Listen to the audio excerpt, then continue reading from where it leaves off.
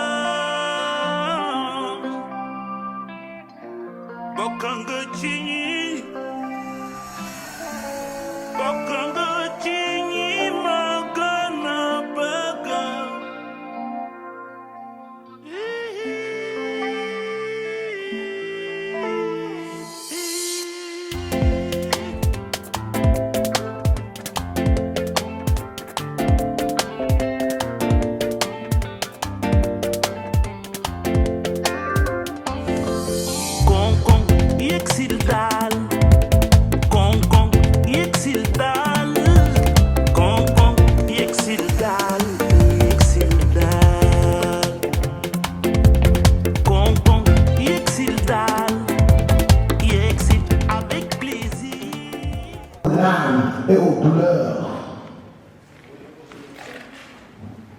Regardez autour de vous. Chaque femme est au combat pour elle, pour son avenir. Alors, battez-vous, bougez-vous, car le dépistage est un geste qui peut tout changer. Alors, nous pouvons dire aujourd'hui, ensemble, on va gagner. Cela.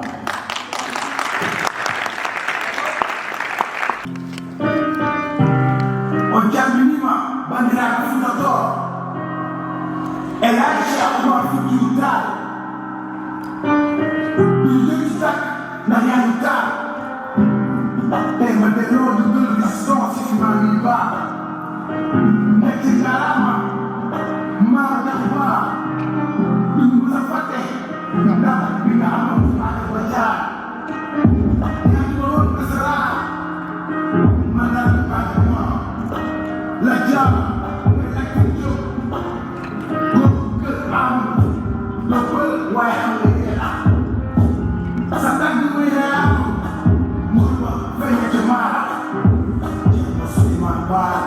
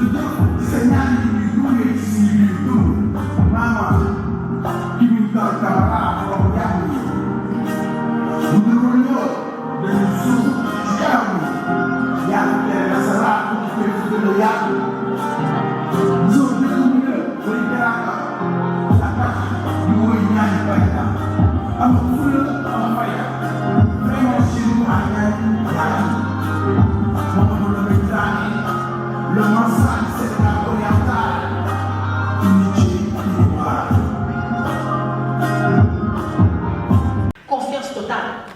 Ça fait 30 ans qu'ils sont mariés. L'amour. Et donc le choc, comme vous l'avez dit tout à l'heure, de la trahison de cette femme qui a été amenée dans cette maison par Charles, l'époux de Zalika, et qui est devenu en fait son ami. Cette femme n'avait pas d'amis. Ses amis, c'est son mari et ses enfants. Elle n'a pas besoin d'avoir, parce qu'elle a déjà tellement assez à faire.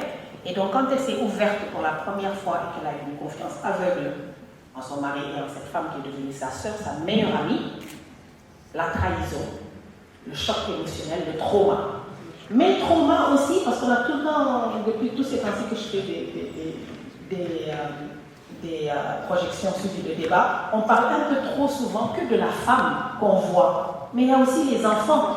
Il y a les traumas aussi chez le mari lui-même pour ce qui s'est passé, puisqu'il a découvert quelque chose qu'il ne connaissait pas avant, jusqu'à le pousser à commettre cet acte, qui est un abordeau.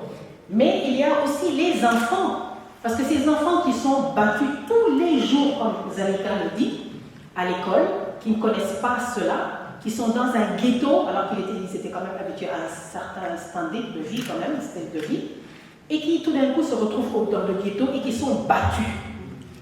Mais les aînés, ils auront tendance à vouloir aller dans le ghetto aussi, à vouloir descendre, entre guillemets, je dis, parce que je ne sais pas encore caractériser le ghetto, mais pour descendre au niveau des autres, pour pouvoir leur ressembler et donc être des quoi? Des dealers qui vont fumer, les femmes peut-être les petites vont tomber enceintes. Enfin, trauma aussi, choc émotionnel, santé mentale aussi chez les enfants.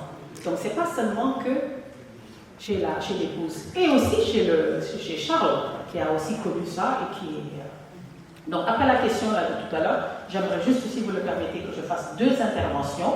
Une donc de ma cousine Madeleine Guillaber, qui est donc sophrologue, et aussi de Badou Diop, qui travaille mais en plein dans la santé mentale, qui pourra aussi vous donner quelques minutes. Il y a des violences psychologiques, des pressions, il y a la pression sociale, il y a tout cela qui fait qu'à un moment donné, il y a un élément déclencheur, comme c'est le cas pour cette dame que vous représentez si bien, de la trahison. La personne qu'on a plus confiance. On est trahi car les personnes qu'on a confiance, jamais l'ennemi ne nous trahit. Je pense que c'est important. Là où je suis encore beaucoup plus attentif, c'est par rapport à nos pays d'origine sur les croyances que nous partageons, les dénis de la maladie.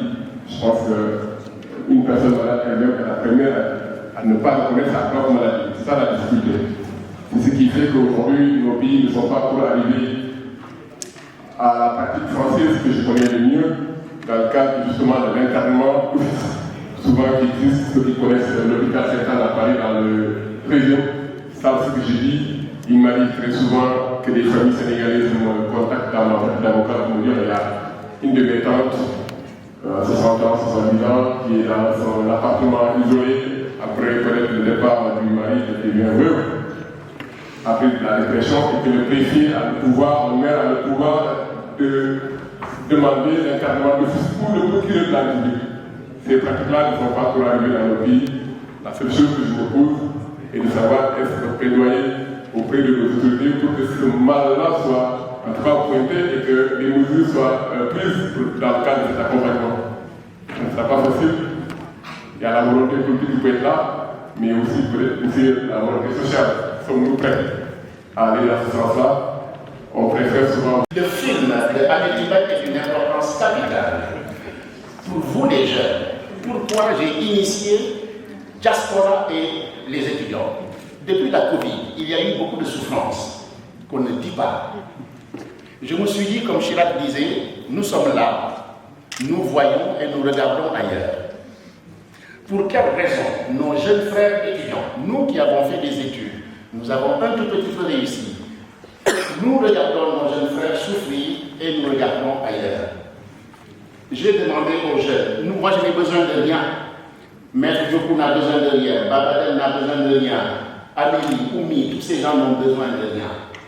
Mais il y a ce qu'on appelle le lien. Ça marche. On le connaît dans notre tradition. Ce n'est pas parce qu'on a voyagé qu'on va oublier la relation avec l'ancien. C'est extrêmement important.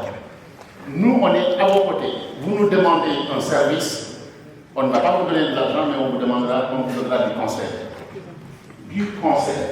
Et c'est très important d'avoir un grand frère. C'est pourquoi j'ai invité des amis qui n'ont pas de temps, mais qui ont pris le temps.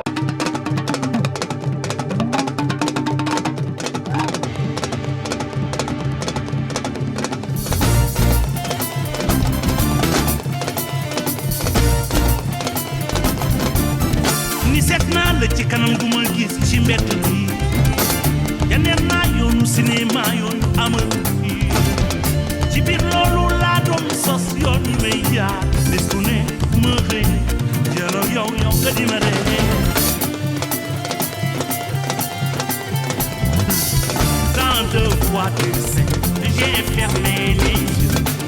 La plupart du temps. Je tiens à remercier chaleureusement nos intervenants durant cette journée, à commencer par Madame Amélie Mbaye, qui a fait une magnifique projection de son film Les Géants Coupés, et les échanges aussi à la fin étaient intéressants et je pense que nous en avons toutes et tous bénéficié. Je remercie aussi nos partenaires, notamment l'association For Hub, qui est à but non lucratif et qui intervient auprès des personnes dans le besoin en France et au Sénégal. Nous remercions aussi l'EMFI, qui est une agence de transfert d'argent. Vous pouvez faire des transferts d'argent gratuitement de la France au Sénégal. Ensuite, je remercie nos invités spéciaux qui nous ont soutenus, soit financièrement, soit par leur présence ou pour leur réseau. Nos intervenants pour la conférence, Tcherno, Madame Fall et Dr Balé.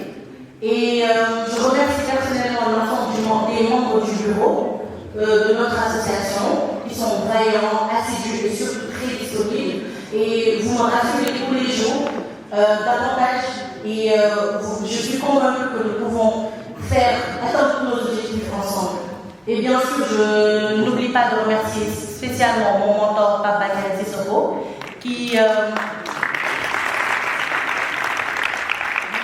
m'accompagne depuis le début et qui se donne à fond pour la réussite de tous nos événements.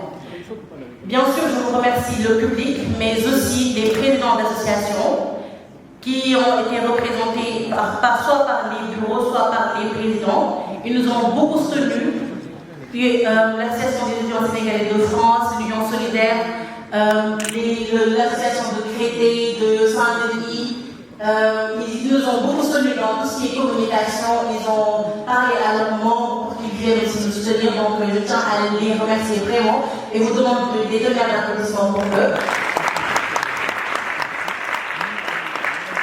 Voilà, merci du fond du cœur à tous et à toutes d'être là. Et souvent, nous prendre soin de soi, c'est aussi prévenir cette mauvaise maladie qui est le cancer. Merci beaucoup et bonne chance.